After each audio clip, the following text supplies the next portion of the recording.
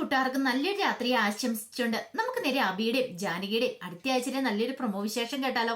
ആദ്യമായി കാണുന്നവരാണെങ്കിൽ ചാനൽ ഇഷ്ടപ്പെട്ട ഒന്ന് സബ്സ്ക്രൈബ് ചെയ്യാൻ മറക്കരുത്. വീഡിയോ ഇഷ്ടപ്പെടുവാണെങ്കിൽ ലൈക്ക് ചെയ്യാനും മറക്കരുത് കേട്ടോ. നമ്മുടെ മുന്നോട്ടുള്ള യാത്രയിൽ നിങ്ങളുടെ സപ്പോർട്ടും ലൈക്കും അഭിപ്രായങ്ങളുമാണ് നമുക്ക് ഏറ്റവും കൂടുതൽ പ്രചോദനമായി മാറിക്കൊണ്ടിരിക്കണേ.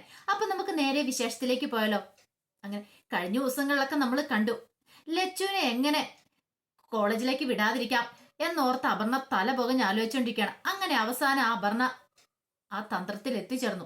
ലച്ചുവിനെ ഇനിയിപ്പോ കോളേജിലേക്ക് പഠിപ്പിക്കാൻ വിടാതിരിക്കണമെങ്കിൽ അവളെ കൊണ്ട് വീട്ടിലെ ജോലികളെല്ലാം കൂടി ചെയ്യിക്കണം. അങ്ങനെ ചെയ്യിക്കുവാണെങ്കിൽ അവൾ ഒരു കാരണവശാലും പോകത്തില്ല. അവൾ ഇവിടെ തന്നെ കിടന്നോളും. അവൾക്ക് പഠിക്കാനൊട്ട് സമയം കിട്ടത്തുമില്ല, കോളേജിൽ പോകാൻ പറ്റത്തുമില്ല. പിന്നെ എങ്ങനെയാ പഠിച്ച ഡോക്ടറാന്നേ. അവളുടെ കുതന്ത്ര ബുദ്ധി ഉപയോഗിച്ച് അവൾ അങ്ങനെ ആ തന്ത്രം പ്രയോഗിക്കുക. അവസാനം ലച്ചുവിനെയും കൂടി നേരെ അടുക്കളയിലേക്ക് ചെല്ലുക. അപ്പൊ രാത്രി സമയമായി. നാളിനെ ഇന്ന് പാത്രങ്ങളൊക്കെ കഴുകിക്കൊണ്ടിരിക്കുക. അപ്പോഴാണ് ലച്ചു അങ്ങോട്ട് ചെല്ലുന്നത്. ലച്ചുവിനെ കണ്ടത് നാളെ ചോദിച്ചാൽ എന്താ മോളെ നീ എന്താ രാത്രി അടുക്കള വന്ന് നിൽക്കണേന്ന് ചോദിക്കാം. ഇത് കേട്ടതും അപർണ പറഞ്ഞതേ ഇനി തൊട്ട് ഈ കാര്യങ്ങളൊക്കെ ലച്ചു നോക്കിക്കോളൂ എന്ന് പറയാം. അല്ലെങ്കിൽ അവൾ അവിടെ കുശിനക്കാരന്റെ പണിയല്ലേ ചെയ്തോണ്ടിരുന്നേ. പിന്നെ ഇവിടെ വന്ന് അവൾക്ക് ചെയ്താൽ എന്താ കുഴപ്പം? ഒരു കുഴപ്പമില്ല. ഈ വീട്ടിലെ ജോലികളൊക്കെ അവൾക്ക് ചെയ്യാൻ പറ്റുന്നുള്ളെന്ന് പറയാം. നള്ളി പറഞ്ഞു അതിന്റെ ആവശ്യമൊന്നുമില്ല അപർണ മോളെ, ഞാൻ ചെയ്തോളാം. ഞാനല്ലേ ഇത്രയും ദിവസം ചെയ്തോണ്ടിരുന്നേ, അതിന്റെ ആവശ്യമൊന്നുമില്ലെന്ന് പറയാം. അത് ഞാനാ തീരുമാനിക്കുന്നേ, നിങ്ങളല്ല തീരുമാനിക്കുന്നേ. എന്ത് വേണമെന്ന് ഞാൻ തീരുമാനിച്ചോളാം എന്നൊക്കെ പറയാം. ഇപ്പൊ നിനക്ക് പണം തരുന്ന ആരാ? അമലല്ലേ പണം തരുന്നേ. പിന്നെ നിങ്ങൾ ഞാൻ പറയുന്ന അനുസരിച്ചാ മതി എന്ന് പറയാം.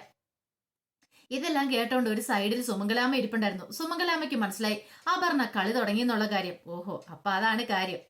ലച്ചുവിന്റെ കാര്യത്തിലൊരു തീരുമാനമായി. അങ്ങനെ സുമംഗല പറഞ്ഞു മോള് പറഞ്ഞ എന്റെ ശരി. അവൾ ഈ വീട്ടിലെ ജോലികളൊക്കെ ചെയ്യട്ടെ. 3 നേരം വെട്ടി വിഴുങ്ങുന്നുണ്ടല്ലോ. അപ്പൊ അതിന് വേണ്ടിയിട്ട് എന്തേലും ജോലികളൊക്കെ ചെയ്യണ്ടേ? അതിന് മാത്രം വലിയ ജോലിയൊന്നുമില്ല. ഇത് കേട്ടപ്പോ നളിനി പറഞ്ഞേ ഇത് കൊച്ചു കുഞ്ഞല്ലേ, ഇതിനെ കൊണ്ട് എങ്ങനെയാ ഈ വീട്ടിലെ ജോലികൾ മൊത്തം ചെയ്യുന്നേ? കഞ്ഞിയും കറിയും വെക്കണം, അടിച്ചു വാരണം, പാത്രം തേക്കണം എന്ന് വേണ്ട സർവമാന ജോലികളുണ്ടെന്ന് പറയാം. അതൊക്കെ ഇനി മുതൽ ഇവള് ചെയ്തോളും. നാളെ മുതൽ ഇവള് അടുക്കള കയറാനായിട്ട് പോന്നേ. നളിനേച്ചി നാളെ മുതൽ ഇനി വരണ്ട, ജോലി ഇന്നത്തോടും കൂടെ നിർത്തിക്കോളാൻ പറയാ. ഇത് കേട്ട് നള്ളിയോട് ഞെട്ടലോടുകൂടി അപർണയോട് ചോദിച്ചു മോൾ എന്തൊക്കെയാ പറയണേ? ജോലിക്ക് ഞാൻ വരണ്ടെന്നോ? അങ്ങനെ പറയരുത് അപർണ മോളെ. ഇത്രയും കാലം ഞാൻ കഴിഞ്ഞിരുന്നേ ഈ വീട്ടിലെ ജോലി കൊണ്ടാ. എന്റെ വീട്ടിലെ കാര്യങ്ങളെല്ലാം മുന്നോട്ട് ഓടിക്കേണ്ടിരുന്നേ. എനിക്ക് +2 പഠിക്കുന്ന ഒരു കുട്ടിയുണ്ടെന്ന് പറഞ്ഞു, അതിന്റെ കാര്യം നോക്കണം. വയ്യാത്ത ഭർത്താവുണ്ട്, അതിന്റെ കാര്യങ്ങളെല്ലാം നോക്കണ്ടേ? അപർണ മോൾ ഇങ്ങനെയൊക്കെ പറഞ്ഞാൽ ഞാൻ എന്ത് ചെയ്യാനാ എന്നും പറഞ്ഞ് നളിനി കേഴുവാണ്. ആ സമയം സുമംഗല പറഞ്ഞു പറയുന്ന അങ്ങോട്ട് അനുസരിച്ചാൽ മതി. നിനക്കിനി മുതൽ ഇവിടെ ജോലി ഇല്ലാന്ന് പറഞ്ഞ ഇല്ല. രാവിലെ മുതൽ സ്ഥലം കാലിയാക്കണം. അപർണ പറഞ്ഞു കേട്ടില്ലേന്ന് ചോദിക്കാം. നളിനി പറഞ്ഞു അങ്ങനെയൊന്നും പറയില്ല മോളെ, കൂടുതലൊന്നും പറയാനില്ല, അങ്ങോട്ട് മാറി നിൽക്കുക. ഇനി നിങ്ങളെ അടുക്കളയിൽ ഒരു ജോലിയും ചെയ്യണ്ട. ലച്ചുവിനോട് പറഞ്ഞു പോയി ചെയ്യടിന്ന് പറയാം. ലച്ചു ഇങ്ങനെ നോക്കി. പിന്നീട് നള്ളിയോട് പറഞ്ഞു നള്ളിയേച്ചി അങ്ങോട്ട് മാറി നിൽക്കാൻ പറയണം. അങ്ങനെ ലച്ചു അടുക്കളയ്ക്ക് ഒരു പാത്രം കഴിയും. ഈ സമയം അപർണ അവിടെ കാലുമേ കാലി കയറ്റി വെച്ച് അങ്ങോട്ട് ഇരിക്കുവാണ്. അവള് ചെയ്യുന്നേ നോക്കിക്കൊണ്ട്. നളിനേച്ചിക്ക് വല്ലാത്ത സങ്കടമായി. സങ്കടപ്പെട്ട് അങ്ങോട്ട് പോകാൻ തുടങ്ങിയപ്പോ അപർണ പറഞ്ഞു ഇനി എത്ര രൂപയുണ്ട് നളിനേച്ചിക്ക് തരാൻ വേണ്ടിയിട്ട്? കണക്ക് തീർത്തുള്ള പൈസ ഇപ്പൊ തന്നെ തന്നേക്കാം എന്നും പറഞ്ഞുകൊണ്ട് അപർണ അകത്തേക്ക് പോവാണ്. അങ്ങനെ പോയിട്ട് പൈസ എടുത്തോണ്ട് വന്നു. കുറച്ച് രൂപ കൂടുതലും എടുത്തു. ഇതും കൂടെ കൈ വെച്ചോളാൻ പറയാണ്. വേണ്ട, എനിക്ക് എന്റെ ശമ്പളം മാത്രം മതി എന്ന് പറയാം. ഇതെന്ത് പറച്ചില, ഇതും കൂടെ കൂടുതൽ വെച്ചോളാൻ പറയണം. നളിനിയുടെ കണ്ണുകൾ രണ്ടും നിറഞ്ഞൊഴുകി. നളിനിക്ക് ഒരു കാര്യം മനസ്സിലായി. ഇത്രയും ദിവസം അപർണയ്ക്ക് ഒത്താശ പഴയാനുള്ള കൂലിയാ കിട്ടിയിരിക്കുന്നത്. അപർണയോടൊപ്പം ചേർന്ന് എല്ലാ കൊള്ളരുതായ്മയ്ക്കും കൂട്ടുവന്നു. അവസാനോ അപർണ അങ്ങോട്ട് തേച്ചു വാരുവേ ചെയ്തേ. ജാനകി ആണെങ്കിൽ ഈ പ്രശ്നങ്ങളൊന്നും ഇല്ലായിരുന്നു. ജാനകി നളിനിയോടൊപ്പം എല്ലാത്തിനും ഏതിന് കൂട്ടുനിന്നേരം. അത് മാത്രമല്ല വീട്ടിൽ എന്ത് ആവശ്യം വന്നാലും പൈസയ്ക്ക് പൈസയൊക്കെ കൊടുത്ത് സഹായിക്കുകയും ഫുഡാണെങ്കിലും സാധനങ്ങളൊക്കെ ആണെങ്കിലും എല്ലാം നള്ളിക്ക് കൊടുത്ത് സഹായിച്ചുകൊണ്ടിരുന്ന. പക്ഷേങ്കിൽ അപർണ അങ്ങനെയല്ല. അപർണ കാഞ്ഞ വിത്താന്നുള്ള കാര്യം നള്ളി മനസ്സിലാക്കുവാണ്. ഇത്ര നാളെ ഇവളുടെ കൂടെ നിന്നിട്ട് സപ്പോർട്ട് ചെയ്തിട്ട് അവസാനം തന്നെ ഇവിടെ നാട്ടി ഇറക്കി വിടുക. അല്ല, തനിക്കിത് കിട്ടണം. താൻ ഇവൾക്ക് സപ്പോർട്ട് ചെയ്ത് ഒരു കാരണവശാലും നിൽക്കില്ലായിരുന്നു. സുമംഗലാമ്മയും അപർണയൊക്കെ പറഞ്ഞു കേട്ട് ജാനകിനെയൊക്കെ താൻ എത്രമാത്രം വേദനിപ്പിച്ചിട്ടുണ്ട്. അതിനുള്ള ശിക്ഷ ദൈവം ഇപ്പൊ തന്നിരിക്കുന്നേ. അങ്ങനെയൊക്കെ ഒരു ചിന്തയൊക്കെ നള്ളിയുടെ മനസ്സിലേക്ക് വരിക. പിന്നീട് ലച്ചു പാത്രമെല്ലാം തേച്ചു കഴിഞ്ഞാൽ പറഞ്ഞു അതെ ഇവിടെയൊക്കെ നന്നായിട്ട് അങ്ങോട്ട് തുടച്ചിടാൻ പറയാണ്. വൃത്തികേടായി കിടക്കുന്നുണ്ടല്ലേ എന്ന് പറയാം. അങ്ങനെ ലച്ചു അതെല്ലാം തുടച്ചിട്ടു. അപ്പൊ തന്നെ സമയം കുറെ ആയി. ഇനി നീ പോയി കിടന്നു, രാവിലെ എഴുന്നേറ്റ് വന്ന് അടുക്കള കയറണം. അറിയാലോ എല്ലാ ജോലികളും ഉണ്ട് ചെയ്യാനിട്ടെന്ന് പറയാം. ലച്ചു നേരം മുറിയിലേക്ക് വന്നു. സമയം നോക്കിയപ്പം 12 മണിയായി. ഇനി എങ്ങനെയായിരുന്നു പഠിച്ചിട്ട് രാവിലെ എഴുന്നേറ്റ് അടുത്ത ജോലികൾ ചെയ്യണം. എന്നാലും ലച്ചു വിട്ടുകൊടുക്കാൻ തയ്യാറായില്ല. ലച്ചു പുസ്തകം എടുത്തിരുന്ന് വായിക്കാൻ തുടങ്ങി. എത്ര കഷ്ടപ്പെട്ടാണെന്ന് ശരി, അഭിയേട്ടനും ജാനിയടുത്തി തനിക്ക് വേണ്ടിയിട്ട് ഈ കഷ്ടപ്പാടെല്ലാം പെടുന്നത്. അപ്പൊ താൻ അവരെ ഒരിക്കലും നിരാശപ്പെടുത്തിക്കൂടാ. എല്ലാ ജോലികളും ചെയ്തിട്ടാണെങ്കിലും കിട്ടുന്ന സമയം താൻ പഠിക്കും. പക്ഷെ നാളെ ഇങ്ങനെ കോളേജിൽ പോകും. ഇവിടുത്തെ ജോലികളെല്ലാം ചെയ്തു കയറുമ്പോൾ തന്നെ സമയം ഒത്തിരി വൈകും. അപ്പം പരവരാ വിളിക്കുന്നതിന് മുമ്പ് തന്നെ ഒരു 3 മണി അങ്ങനെ ആകുമ്പോൾ എഴുന്നേറ്റ് ജോലികൾ തുടങ്ങിയാലോ അത്യാവശ്യം എല്ലാം ചെയ്തിട്ട് ഇവിടുന്ന് പോകാനായിട്ട് പറ്റുള്ളൂ. അതൊക്കെ ഓർത്തപ്പോൾ ലച്ചു ഓർത്തു, ഇനി എപ്പോൾ കിടന്നുറങ്ങും? ഇപ്പൊ തന്നെ 12 മണി സമയമായി. ലച്ചുവിന് വല്ലാത്തൊരവസ്ഥയെ. പിന്നെ ലച്ചു കുറെ സമയം കൂടെ വായിച്ചിട്ട് പുസ്തകം മടക്കി അവിടെ കിടക്കുവാണ്. കിടക്കുന്ന സമയത്ത് ലച്ചുവിന്റെ കണ്ണ് നിറഞ്ഞൊഴുകി. ഒരുപക്ഷെ തന്റെ അമ്മയൊക്കെ ജീവിച്ചിരിപ്പുണ്ടായിരുന്നെങ്കിൽ തനിക്ക് ഈ കഷ്ടപ്പാട് വരേണ്ട വരത്തില്ലായിരുന്നു. സ്വന്തം അച്ഛനോ അല്ലെങ്കിൽ തന്നെ സ്നേഹിക്കുന്ന ഒരു അച്ഛനോ അല്ലെങ്കിൽ തന്റെ അമ്മയോ ജീവിച്ചിരിപ്പുണ്ടായിരുന്നെങ്കിൽ തനിക്ക് ഈ കഷ്ടപ്പാടുകളൊന്നും വേണ്ടി വരില്ല എന്ന് ഓർത്തിട്ട് ലച്ചുവിന് കരച്ചിലടക്കാൻ പറ്റുന്നുണ്ടായിരുന്നില്ല. അങ്ങനെ ഒരു സംതൃപ്തിയോട് കൂടിയിട്ടാണ് പിന്നീട് അപർണ മുറിയിലേക്ക് കയറി ചെല്ലുന്നത്. ചെന്ന് കഴിയുമ്പത്തേനും അമൽ അവിടെ കിടന്ന് ഉറങ്ങാൻ തുടങ്ങിയായിരുന്നു. അവന്റെ കൂർക്കം വലിച്ചുള്ള ഉറക്കം, കിടക്കുന്ന കിടപ്പ് കണ്ടാലും മതി എന്നും പറഞ്ഞ് അപർണ അങ്ങ് പോയി കിടക്കുവാണ്. പിറ്റേ ദിവസം നേരം വെളുത്തു കഴിഞ്ഞപ്പം നേരത്തെ തന്നെ ലച്ചു എഴുന്നേറ്റു. അടുക്കള കയറി എല്ലാം കഞ്ഞിയും കറിയും വെച്ച് സർവ്വമാന പണിയും ചെയ്യുക. കുറെ സമയം കഴിഞ്ഞ് സൂര്യൻ ഉദിക്കാറായപ്പോഴാണ് ലച്ചു പണികളെല്ലാം ഒന്ന് തീർത്തത്. അതുവരെ ലച്ചു അടുക്കള കിടന്ന് നല്ല പണിയായിരുന്നു. അപ്പോഴേക്കും അപർണ എഴുന്നേറ്റ് വന്നപ്പോൾ അപർണയ്ക്ക് കോഫി ആയിട്ട് വന്നപ്പോൾ അപർണ പറഞ്ഞു, ഓ നീ ജോലികളെല്ലാം തീർത്തോന്ന് ചോദിക്കും. എല്ലാം തീർത്തെന്ന് പറയാം. ഇവിടെ ഒന്നും വൃത്തിയേടൊക്കെയാണല്ലോ കിടക്കുന്നത്. ഇതൊക്കെ നല്ല പൊടിയൊക്കെ തട്ട് നന്നായിട്ടൊന്ന് വെക്കാൻ പറയാം. അതെ, എനിക്കിനി ക്ലാസ്സിൽ പോകണം. ക്ലാസ്സിൽ പോയില്ലെങ്കിൽ എന്റെ പഠിപ്പ് മുടങ്ങുമെന്ന് പറയാം. ഓ നിന്റെ ക്ലാസ്, അങ്ങനെ ഇപ്പൊ നീ ക്ലാസ്സിൽ പോണ്ട, ഇതൊക്കെ ചെയ്തിട്ട് സമയമുണ്ടെ പോയാൽ മതി എന്ന് പറയാം. അപ്പോഴാണ് അങ്ങോട്ട് അമല് വരുന്നത്. എന്താ കാര്യം എന്ന് ചോദിക്കും. അല്ല അത് പിന്നെ എനിക്ക് ക്ലാസ്സിൽ പോണായിരുന്നു. ക്ലാസ്സിൽ പോണെങ്കിൽ പോവാലോ, അതിനിപ്പോ എന്താ കുഴപ്പം? അതിവിടെയൊക്കെ ചെയ്തിട്ട് ഈ ജോലികളൊക്കെ ചെയ്തിട്ട് ഇതാരാ നിന്നോട് പറഞ്ഞ ജോലികളൊക്കെ ചെയ്യാനായിട്ട്? അത് പിന്നെ എന്ന് ചോദിക്കുമ്പത്തിന് അപർണ പറഞ്ഞു, ഞാനാ പറഞ്ഞെന്ന് പറയണം. ലച്ചു നീ ഇതൊന്നും നോക്കണ്ട, നിനക്ക് കോളേജിൽ പോകണല്ലേ, നീ പോകാൻ നോക്കാൻ പറയണം. ലച്ചുവിനെ അങ്ങോട്ട് പറഞ്ഞു വിടുക. അപർണയ്ക്ക് അത് ഇഷ്ടപ്പെട്ടില്ല. അപർണ പറഞ്ഞു, ഇതേ അമലെ ഒരു കാര്യം ഞാൻ പറഞ്ഞേക്കാം. അവളുടെ കാര്യത്തിൽ അമൽ എത്രമാത്രം വ്യാകുലപ്പെടേണ്ട കാര്യമില്ല. എന്തിനാ അമല് വ്യാകുലപ്പെടണ്ടേ? അവളുടെ കാര്യങ്ങൾ നോക്കാനായിട്ട് ഇവിടെ വേറെ ആൾക്കാരുണ്ട്. അവളെ ഇങ്ങോട്ട് കൊണ്ടുവന്നാരാ? ജാനകി അഭിയല്ലേ? അവർക്കില്ലാത്ത ഉത്തരവാദിത്വം നിനക്ക് എന്തിനാ അമലേന്ന് ചോദിക്കുക. ദേ അപർണേ, നീ വലിയ വലിയ കാര്യങ്ങൾ ഇടപെടണ്ട. ആ കൊച്ചിന്റെ ജീവിതം താർക്കാനായിട്ട് അത് തകർത്ത് കഴിഞ്ഞിട്ട് നിനക്ക് എന്താ കിട്ടുന്നതെന്ന് ചോദിക്കുകയാണ്. അവള് പഠിച്ചൊരു ഡോക്ടർ ആവുന്നോണ്ട് നിനക്ക് എന്താ കുഴപ്പം? അവളുടെ ജീവിതം എങ്ങനെയെങ്കിലും അവള് കരിപ്പിടിപ്പിക്കട്ടെ. വെറുതെ അതിനകത്ത് പ്രശ്നം ഉണ്ടാക്കാൻ നിൽക്കണ്ട. എന്തേലും അങ്ങനെ ചെയ്തിട്ടുണ്ടല്ലോ എന്റെ തനി സ്വരൂപം നീ അറിയൂന്ന് പറയാ. അവൾ ഈ വീട്ടിലെ രാവിലെ ജോലികളെല്ലാം ചെയ്തെന്ന് ഞാൻ അറിഞ്ഞു. ഇനി കൂടുതൽ എന്നെ കൊണ്ടൊന്നും പറയിപ്പിക്കില്ല എന്നും പറഞ്ഞോണ്ട് അവനോട് ദേഷ്യപ്പെടുക. അറിയാലോ, ഇനി എനിക്ക് ദേഷ്യം വന്നിട്ടുണ്ടെങ്കിൽ ഞാൻ കൈയും കൊണ്ടായിരിക്കും പറയുന്നത്, അതുകൊണ്ട് വായും കൊണ്ട് പറച്ചിലുണ്ടാവത്തില്ല എന്നൊക്കെ പറയാം. അവരുടെ പിന്നെ ഒന്നും മിണ്ടിയില്ല. ലച്ചു മുറിയിലേക്ക് ഓടിപ്പോയി ഡ്രസ്സൊക്കെ മാറി നേരെ കോളേജിലേക്ക് പോകാൻ ഇറങ്ങണം. ആ സമയത്ത് അമല് ഓഫീസിലേക്ക് പോകാൻ ഇറങ്ങുന്നത്. അമല് പറഞ്ഞു, ഒരു കാര്യം ചെയ്യാം, നീ കയറിക്കോ, ഞാൻ നിന്നെ മേനോ ഇൻസ്റ്റിറ്റ്യൂട്ടിന് അവിടെ ഇറക്കാന്ന് പറയണ. വേണ്ട അമലേട്ടാ, ഞാൻ പോയിക്കോളാന്ന് പറയാ. സമയം പോയല്ലോ, കയറിക്കോളാൻ പറയാണ്. അങ്ങനെ അമല് ലച്ചുവിനെ കയറ്റിക്കൊണ്ട് വന്ന് അപർണ കണ്ടു. അപർണയ്ക്ക് അവിടെ ഒന്നും സഹിച്ചില്ല. അതും കൂടെ കണ്ടു കഴിഞ്ഞപ്പോഴത്തേനും അപർണയുടെ സമനില തെറ്റി. പിന്നീട് നളിനി രാവിലെ പോവാനായിട്ട് തുടങ്ങുകയാണ്. ഈ സമയത്ത് അവിടെ ജാനകി ഇല്ലായിരുന്നു. ജാനകി രാവിലെ ക്ഷേത്രത്തിലേക്ക് പോയായിരുന്നു. അങ്ങനെ ജാനകി ക്ഷേത്രത്തിൽ നിന്ന് വരുന്നോടം വരെ അവിടെ കാത്തു നിന്നു നളിനി നേരെ ജാനകി വന്ന ഉടനെ ജാനകിയുടെ അടുത്തേക്ക് ചെല്ലുവാണ്. എന്നിട്ട് പറഞ്ഞു, മോളെ ഒന്ന് കണ്ടിട്ട് പോകാന്ന് വിചാരിച്ചാൽ ഞാൻ ഇരുന്നേന്ന് പറയണം. അല്ല നളിനേച്ചി രാവിലെ ഇത് എങ്ങോട്ടാ പോണേന്ന് വെക്കും. അത് പിന്നെ മോളെ അപർണ മോൾ എന്നോട് പറഞ്ഞു, ഇനി ഇവിടെ നിൽക്കേണ്ട, പോയിക്കോളാൻ പറഞ്ഞു. ഈ വീട്ടിലെ ജോലികളെല്ലാം ലച്ചു ചെയ്തോളുന്നു. ലച്ചു ചെയ്തോളുന്നോ? അതെ, ആ കുട്ടീനെ കൊണ്ട് എന്നല്ല രാത്രി മൊത്തം ജോലികളും ചെയ്യിച്ചേ. രാവിലെ അവളെ എഴുന്നേറ്റ് ഇവിടെ അടുക്കളപ്പണികളെല്ലാം ചെയ്തേ. ഇത് കേട്ട് കഴിഞ്ഞപ്പോഴത്തേനും വല്ലാത്തൊരവസ്ഥയായി പോയി ജാനകിക്ക്. അപ്പൊ അപർണ മനഃപൂർവ്വം കരുതി കൂട്ടിയാണ്. അവളെ കോളേജിലേക്ക് വിടാതിരിക്കാനുള്ള അടവാണ്. അങ്ങനെയാണെങ്കിൽ എന്ത് ചെയ്യണമെന്ന് അറിയത്തില്ല. ഇപ്പൊ തനിക്കാണെങ്കിലും അഭിയേട്ടനോട് ഒന്നും പറയാൻ പോലും പറ്റില്ല.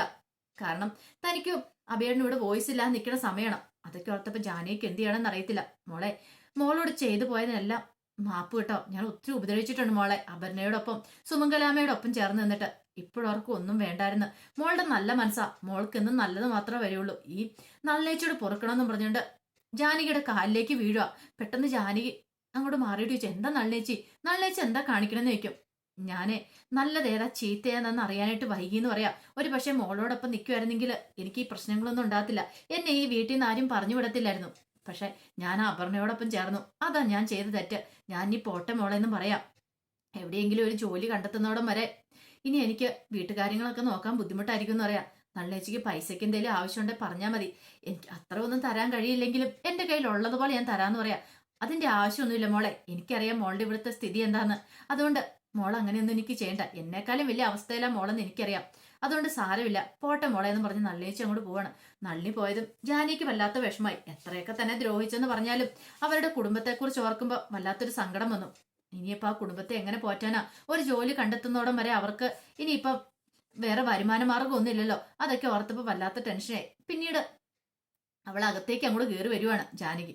ജാനകി വന്നു കഴിഞ്ഞപ്പോൾ തന്നെ അപർണ അവിടെ ഉണ്ടായിരുന്നു. അപർണയോട് ജാനകി എന്നിട്ട് ചോദിച്ചു, അല്ല നീ എന്തിനാ നല്ലേച്ചിനെ പറഞ്ഞു വിട്ടെന്ന് ചോദിക്കുക. ഓ അതോ, ഇവിടെ ഒരുത്തിയുണ്ടല്ലോ ലച്ചു, അവള് മതി ഈ വീട്ടിലെ ജോലികൾ ചെയ്യാനായിട്ട്. അവള് നേരത്തെ അടുക്കളക്കാരിയായിട്ട് ജോലി ചെയ്തോണ്ടിരുന്നല്ലേ, അവൾക്ക് ചെയ്യാനുള്ള ജോലികളോ ഒക്കെ ഉള്ളൂ. പിന്നെ വെറുതെ എന്തിനാ ഒരാൾ കൂടെ ശമ്പളം കൊടുത്ത് പൈസ കളയണമെന്ന് ചോദിക്കുക. അതിന് നീയല്ലല്ലോ പൈസ കൊടുക്കണേ. ആരാണെങ്കിലും അളകാപുരിയുടെ ഇതിൽ നിന്ന് എടുത്തിട്ടല്ലേ കൊടുക്കുന്നേ. അതിന്റെ കാര്യമില്ലെന്ന് തോന്നിന്ന് പറയാം. ദേ അപർണ, നിന്റെ തന്ത്രം എന്താന്ന് എനിക്ക് മനസ്സിലായി. ലച്ചുവിനെ പഠിക്കാൻ വിടാതിരിക്കാൻ വേണ്ടിയിട്ടുള്ള തന്ത്രമല്ലേ. അതൊന്നും നടക്കാൻ പോകുന്ന കാര്യമില്ല. ലച്ചു പഠിക്കുക തന്നെ ചെയ്യുമെന്ന് പറയാം. പഠിക്കും അവള് പഠിച്ച് ഡോക്ടറാവും. ഇത് കേട്ടതും ജാനകി പറഞ്ഞു, കണ്ടോ നീ ചെവിയെന്നുള്ളി കിട്ടോ, ലച്ചു ഡോക്ടറായിട്ട് നിന്റെ മുന്നിൽ വന്ന് നിൽക്കും. ഈ ജാനകിയാ പറയണേ. ജാനകി നിന്നെ ആ കാഴ്ച കാണിച്ചിരിക്കുമെന്ന് പറയാം എന്ന് പറഞ്ഞ് വെല്ലുവിളിച്ചിട്ട് അങ്ങോട്ട് പോവാം. അപർണയ്ക്ക് അത് സഹിച്ചില്ല. പിന്നീട് വൈകുന്നേരം ലച്ചു കോളേജ് വിട്ട് തിരികെ വരുവാണ്. അങ്ങനെ കോളേജ് വിട്ട് തിരികെ വരുന്ന സമയത്താണ് വിനായകനും രഘുവരനും കൂടെ അവിടെ കാത്തിരിക്കുന്നുണ്ടായിരുന്നു. ലച്ചു വരുന്ന വഴിക്ക് ലച്ചുവിനെ പിടിച്ച് വണ്ടിക്കകത്തേക്ക് കയറ്റുക, കാറിനകത്തേക്ക് കയറ്റി. ലച്ചു കിടന്ന് അലറി വിളിച്ചപ്പോഴത്തേനും പറഞ്ഞു, മിണ്ടരുത്, മിണ്ടിയിട്ടുണ്ട് നിന്നെ കൊന്നു കളയുമെന്ന് പറയാം. ലച്ചു പറഞ്ഞു, എന്നെ വിടാൻ പറഞ്ഞപ്പോഴത്തേനും ലച്ചുവിന്റെ വായ അങ്ങോട്ട് പൊത്തി. കാരണം മറ്റൊന്നുമല്ല, കാറിനകത്ത് കിടന്ന് ഒച്ചപ്പാടും വേളം കേട്ട ആൾക്കാരൊക്കെ ശ്രദ്ധിക്കൂലേ. ആ സമയത്താണ് അതിലൂടെ രേവതി സച്ചിയും കൂടെ കാറിന് പോകുന്നത്. അവരപ്പ കേട്ടു ഒരു കൊച്ചിന്റെ നിലവിളി പോലെ. നോയിക്കഴിഞ്ഞപ്പോ തന്നെ ലച്ചുവിന്റെ വാ പൊത്തി പിടിച്ചിരിക്കുന്നുണ്ടു. ദേ തെങ്ങ് നോക്കിക്കേ രേവതി, തെങ്ങ് നോക്കിയേ, ആ കൊച്ചിന്റെ വാ പൊത്തി പിടിച്ചേക്കുന്നുണ്ടോ? ആ കൊച്ചിനെ അങ്ങോട്ട് അറ്റാക്ക് ചെയ്തോണ്ട് പോന്നാന്ന് തോന്നേ. പെട്ടെന്ന് തന്നെ സച്ചി ഒന്നും നോക്കിയില്ല, നേരെ ആ വണ്ടിക്ക് കയറി കുറുകെ അങ്ങോട്ട് വണ്ടി കിട്ടും. വണ്ടി സടംബരാക്കിയിട്ട് അങ്ങ് നിന്നു. സച്ചി ചാടി ഇറങ്ങിയിട്ട് അവന്മാരെ ഇങ്ങോട്ട് പിടിച്ചിറക്കി. ഇങ്ങോട്ട് ഇറങ്ങി വരാനും പറഞ്ഞിട്ട് രഘുവന്റെ കയ്യെ കയറി പിടിക്കുകയാണ്. വിടറാന്ന് പറഞ്ഞു. പക്ഷെ സച്ചി വിടാനായിട്ട് കൂട്ടാക്കില്ല. അപ്പോഴേക്കും അവളുടെ വാ പൊത്തിയിരുന്ന കൈ അങ്ങോട്ട് അവൻ രഘുവരനെ മാറ്റുവാണ്. പിന്നീട് ലച്ചു കിടന്ന് അലറിക്കറിഞ്ഞു, എന്നെ രക്ഷിക്ക്, എന്നെ ഇവര് തട്ടിക്കൊണ്ട് പോവാന്ന് പറയാം. ഇത് കേട്ടപ്പോ വിനായകൻ പറഞ്ഞു, അടങ്ങിയിരുന്നാണോ അല്ലെ നിന്നെ കൊന്നു കളയെന്ന് പറയണം. അന്ന് അതൊന്ന് കണ്ടിട്ട് തന്നെ കാര്യം എന്നും പറഞ്ഞോണ്ട് സച്ചി അങ്ങോട്ട് ചെന്നു.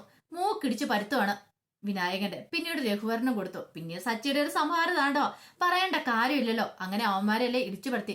ഡ്രൈവർ ഇറങ്ങി ഓടി.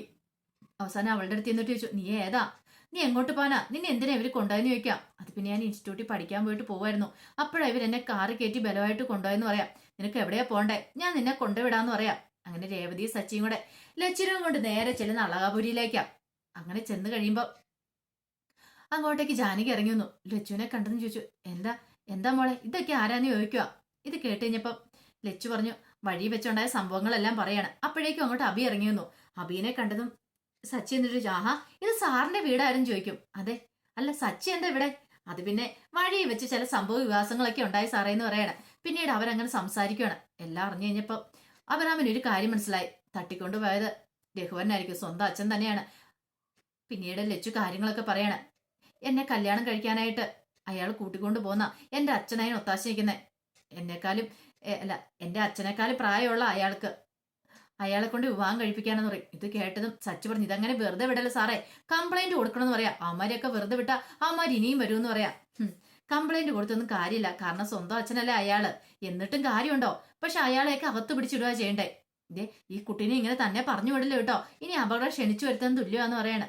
പിന്നീട് ജാനകി രേവതിയോട് പറഞ്ഞു, അകത്തേക്ക് കയറി വരാൻ പറയണ. അങ്ങനെ അകത്തേക്ക് ഏറ്റിക്കൊണ്ടുപോയി. ഇങ്ങനെ ഓരോന്ന് സംസാരിക്കുകയാണ്. അങ്ങനെ സംസാരിക്കുന്ന ഇടയ്ക്ക് അവര് കുറെ കാര്യങ്ങളും വിശേഷങ്ങളൊക്കെ പറയുന്നുണ്ട്. അപ്പൊ രേവതിക്ക് ഏകദേശം ജാനകിയുടെ അവിടുത്തെ അവസ്ഥകളൊക്കെ കാര്യങ്ങളൊക്കെ മനസ്സിലാവാണ്. ജാനകി പറഞ്ഞു, നമ്മൾ പെൺകുട്ടികൾ ഇങ്ങനെയാ, എല്ലാം സഹിച്ചു ക്ഷമിച്ചു മുന്നോട്ട് പോകും. പക്ഷെ ഇന്ന് ശരിയാവും നാളെ ശരിയാവുമെന്ന് ഓർത്തിരിക്കും. പക്ഷെ എത്ര കാലം ശരിയാവുന്നുള്ള നമുക്ക് ചിലപ്പോൾ ഒരു വിശ്വാസം മാത്രമായിരിക്കും. ചിലപ്പം നേരെ ആയെന്നും വരും. എന്റെ അവസ്ഥ അങ്ങനെയൊക്കെ തന്നെയാന്ന് പറയാം. ജാനകി പറഞ്ഞു, ഞാനൊരു അനാഥയാണ്. ഇത്രയും നാളും എനിക്കിവിടെ വലിയ കുഴപ്പമില്ലായിരുന്നു. പക്ഷെ അറിയാലോ, പുതിയ മരുമോള് വന്നതോട് കൂടിയിട്ടാണ് പിന്നെ അധികം കുറെ പ്രശ്നങ്ങളും കാര്യങ്ങളും എല്ലാം ഉണ്ടായെന്നൊക്കെ പറയാം. എല്ലാം കേട്ട് കഴിഞ്ഞപ്പോൾ രേവതി പറഞ്ഞു, എല്ലാം ശരിയാകും എന്നൊക്കെ പറഞ്ഞിട്ടാണ് പോകുന്നത്. അങ്ങനെ പോകാൻ നേരം സച്ചി യാത്ര പറഞ്ഞ് ഇറങ്ങാൻ തുടങ്ങുമ്പോഴാണ് അജയ് ഇങ്ങോട്ട് വരുന്നത്. അജയനെ കണ്ടതും സച്ചി അജയനെ ഒന്ന് നോക്കുന്നുണ്ട്. കാരണം അജയുമായിട്ട് സച്ചിക്ക് എന്തോ ഒരു മുൻപരിചയം ഉണ്ടെന്ന് തോന്നേ. അല്ലെങ്കിൽ ഒരു കാരണവശാലും അജയനെ കണ്ടപ്പോൾ സച്ചി പെട്ടെന്ന് തിരിച്ചറിയത്തില്ല. അതെന്താന്ന് അറിയത്തില്ല. അതിന്റെ ഫുൾ വിശേഷം വന്നാൽ കഴിഞ്ഞാൽ മാത്രമേ അറിയത്തുള്ളൂ കേട്ടോ അതിന്റെ കാര്യം എന്താന്നുള്ളത്. പിന്നീട് പോകാൻ നേരത്ത് അബിക്ക് ഒരു ഫ്രീ ആയിട്ട് ഒരു ഉപദേശം കൂടെ കൊടുത്തിട്ടാ സച്ചി പോകുന്നത്. അതെ, നമ്മളിങ്ങനെ പേടിച്ചു മാറി എന്നിട്ട് കാര്യമില്ല. അവന്മാരെ തല്ലേണ്ട കാര്യത്തിന് തല്ലി തന്നെ തീർക്കണം. അല്ലെങ്കിൽ വീണ്ടും അവന്മാരെ നമ്മുടെ തലയിൽ കയറി നിരങ്ങാനായിട്ട് വരും. അതുകൊണ്ട് ഒരു കാരണവശാലും നമ്മൾ വിട്ടുകൊടുക്കരുത് സാറേ എന്നൊക്കെ പറഞ്ഞിട്ടാണ് രേവതിനും കൂട്ടി അങ്ങോട്ട് പോകുന്നത്. പിന്നീട് ജാനകി വന്ന് പറഞ്ഞു, അതെ കൃത്യസമയത്ത് തന്നെ അവര് വന്നോണ്ട് ലച്ചു രക്ഷപ്പെട്ടല്ല അഭിയേട്ട, അല്ലെങ്കിൽ എന്ത് ചെയ്തേരം ലച്ചുവിന് അവര് തട്ടിക്കൊണ്ട് പോയില്ലായിരുന്നു. ഇനി ഇത് ശരിയാകത്തില്ല. ലച്ചുവിനെ തന്നെ വിടാനായിട്ട് പറ്റില്ല. ഒന്നെങ്കിൽ ഏതെങ്കിലും വണ്ടി ഏർപ്പാടാക്കണം അവളെ കൊണ്ടുവിടാൻ, അല്ലെങ്കിൽ ആരെങ്കിലും അവളെ കൊണ്ടുവരണമെന്ന് പറയാം. ഇല്ലെങ്കിൽ ലച്ചുവിന് മിക്കവാറും ഇനി ഇങ്ങനെയൊക്കെ ഉണ്ടാവും. ഒരു പരാതി കൊടുത്താലോ? പരാതി കൊടുത്തോണ്ട് വല്ലതാകുക. ഇപ്പൊ നമ്മുടെ സ്ഥിതി അറിയാലോ. ഇവിടെ സപ്പോർട്ടായിട്ട് അവൾക്ക് ആരുമില്ല എന്ന് പറയാണ്. പിന്നീട് ജാനകി വീട്ടിലത്തെ കാര്യങ്ങളൊക്കെ പറയാം. എല്ലാം കേട്ട് കഴിഞ്ഞപ്പോ അബി ഒരു തീരുമാനം എടുത്തു. ഇനിയിപ്പൊ ലച്ചുവിനെ ഇവിടെ നിർത്തണ്ട. ലച്ചുവിനെ ഇവിടെ നിർത്തിയാലേ കുഴപ്പമുള്ളൂ. അവളെ വല്ല ഹോസ്റ്റലിലേക്ക് മാറ്റാം. ഹോസ്റ്റലിൽ എത്തി പഠിപ്പിക്കുവാണെങ്കിൽ ഈ പ്രശ്നങ്ങളൊന്നും വരത്തില്ല. അമലിനോട് സംസാരിച്ചിട്ട് അവളെ ഹോസ്റ്റലിലേക്ക് മാറ്റാനുള്ള ഏർപ്പാടുകളും കാര്യങ്ങളൊക്കെ അബി നടത്തുവാണ്. ഇനി വീട്ടിലായതുകൊണ്ടല്ലേ വീട്ടുജോലികളൊക്കെ. അവൾക്ക് പഠിക്കാൻ പറ്റില്ല. അപർണയുടെ ആ തന്ത്രം അങ്ങനെ പൊളിച്ചെടുക്കുവാണ്. വീട്ടുജോലികളെല്ലാം ചെയ്യിച്ച് അവളെ വീട്ടിലൊരു അടിമയാക്കി വേലക്കാരിയാക്കാൻ ലച്ചുവിനെ മാറ്റാന്നുള്ള അപർണയുടെ തന്ത്രമൊക്കെ പൊളിച്ചടുക്കി ജാനകി അബിയും കൂടെ അവളെ ഹോസ്റ്റലിലേക്ക് ചേർക്കുക. പക്ഷെ ഇതെല്ലാം കണ്ടു കഴിഞ്ഞപ്പോഴത്തേന് സമനില തെറ്റിപ്പോയി അപർണയ്ക്ക്. പിന്നീട് നള്ളിനെ തന്നെ തിരികെ വിളിക്കുന്നുണ്ട്. പക്ഷെ ഇനി നള്ളി അങ്ങോട്ട് കയറിയിട്ടുണ്ടെങ്കിൽ അപർണയ്ക്കിട്ടുള്ള പണിയായിരിക്കും കിട്ടാൻ പോകുന്നത്. ജാനകിയോടൊപ്പം ആയിരിക്കും ഇനി നള്ളി നിൽക്കാൻ പോകുന്നത്. അപ്പൊ ആ വിശേഷങ്ങളൊക്കെ ആയിരിക്കും അടുത്ത ആഴ്ച കാണാൻ പോകുന്നത്. അതോടൊപ്പം തന്നെ ഇനിയിപ്പം നിരഞ്ജന ബാക്കി ഹണി റോസിനെ കുറിച്ചുള്ള സത്യങ്ങളൊക്കെ തിരിച്ചറിയും. അജയും തമ്മിലുള്ള ബന്ധങ്ങളും കാര്യങ്ങളും. പോരാത്തന്നെ അമൃത കുറച്ച് കാര്യങ്ങളൊക്കെ അറിഞ്ഞിട്ടുണ്ടല്ലോ. ശരണ എല്ലാ സത്യങ്ങളും അമൃതയോട് പറയും. തെളിവ് സഹിതം കാണിച്ചു കൊടുക്കുകയും ചെയ്യും. അമൃതയ്ക്ക് മനസ്സിലാവും അജയും ഹണി റോസും തമ്മിലെ ബന്ധം എന്നൊക്കെ. അതൊക്കെ അറിഞ്ഞു കഴിയുമ്പോൾ ഇനി കുടുംബത്തില് അളകാപുരയിൽ ഒരു പൊട്ടിത്തെറി ഉറപ്പാ. അതിന്റെ വിശേഷങ്ങളൊക്കെ നമുക്ക് എല്ലാവർക്കും കാത്തിരിക്കാട്ടോ. അപ്പൊ ഒരിക്കൽ കൂടി എല്ലാവർക്കും നല്ലൊരു രാത്രി ആശംസിച്ചു നിർത്തുന്നു. നന്ദി.